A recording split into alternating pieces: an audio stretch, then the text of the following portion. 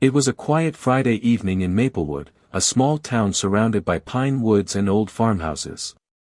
The Millers had lived there all their lives: Ethan, his wife Sarah, their 8-year-old daughter Lily, and Daisy, their golden retriever.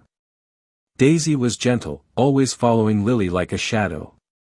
If Lily played in the yard, Daisy sat by the fence; if Lily painted, Daisy lay beside her feet. That night, the family was preparing for a weekend barbecue. Sarah was marinating chicken, Ethan was fixing the grill, and Lily was drawing rainbows on the porch. Around 8 p.m., Sarah called Lily in for dinner. No answer. She called again. Still nothing. At first, she thought Lily had gone to fetch something from the shed, but as minutes turned into 10, a strange unease crept into her chest. She stepped outside, scanning the yard. The porch light flickered on, and Daisy stood by the fence, barking. "Daisy, quiet," Sarah said. But Daisy didn't stop. She barked again, sharp, insistent, facing the woods behind the backyard. "Ethan, she's not listening," Sarah called out, anxiety in her voice. Ethan grabbed a flashlight and walked to the fence. "Lily," he shouted. The beam of light cut through the trees, but there was no movement, just the rustling of leaves and Daisy's deep growl. By 8:30, panic had set in. The police were called, and within an hour, Detective Mark Reynolds arrived. He was calm, mid-40s, with years of missing persons experience. "We'll find her," he said quietly to Sarah, glancing at Daisy, who was now whining and pawing at the ground near the fence. "She's never done that before," Sarah whispered. Mark knelt beside the dog. Daisy's fur was matted with dirt. She kept sniffing one spot again and again, her tail stiff. "What's under there?" he muttered. With Ethan's help, they dug near the fence and found something small, a torn piece of fabric. Sarah gasped, it was from Lily's pink sweater. Daisy began pulling toward the woods, leash tight, whining frantically. "Let's follow her," Mark said. They walked into the woods, the flashlight beams bouncing off trees. Daisy stopped every few feet, sniffing the ground, barking once, then moving ahead. The air was cold now. After 10 minutes, they reached a small creek. Daisy froze, her ears up. Mark's beam caught something, a small sneaker half buried in mud. Sarah broke down. "That's hers." Mark called backup. Search teams fanned out, combing the woods. Daisy refused to leave. She sniffed along the creek, then across, stopping near a cluster of fallen branches. She barked again, loud and desperate. When the officers cleared the branches, they found a small handprint on the dirt, but no Lily. Hours passed. Midnight came and went.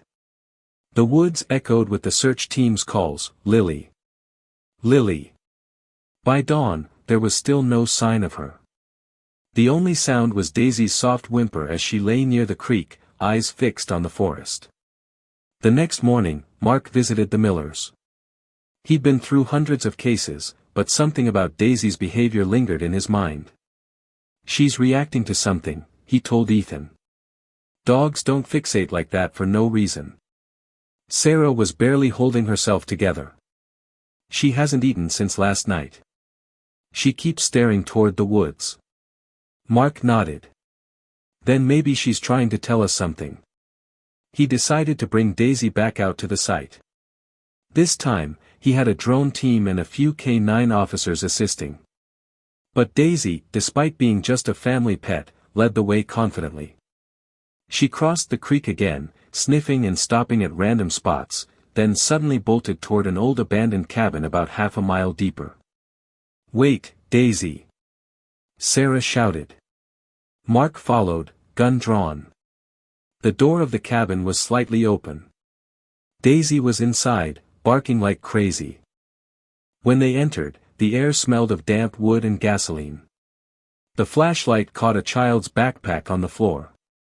Lily's name was stitched on it. Sarah's knees gave way. "Oh God!" Mark radioed his team, cabin found. Evidence of abduction. Daisy started barking at the floorboards now. Mark looked closer, the wood was uneven. He pried one up with his knife, revealing a hidden trapdoor. He opened it slowly. Down below was a small dirt basement. The beam of his flashlight caught movement, a man crouched in the corner, eyes wide, clutching something. Police. Hands where I can see them. Mark shouted. The man froze. Behind him, lying on an old blanket, was Lily, shivering but alive. Sarah screamed and ran forward, sobbing as she grabbed her daughter.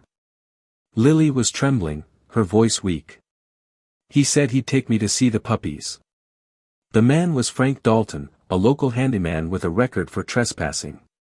He'd been helping around the neighborhood, even fixing fences, including the Millers. Mark cuffed him. You're done, Dalton.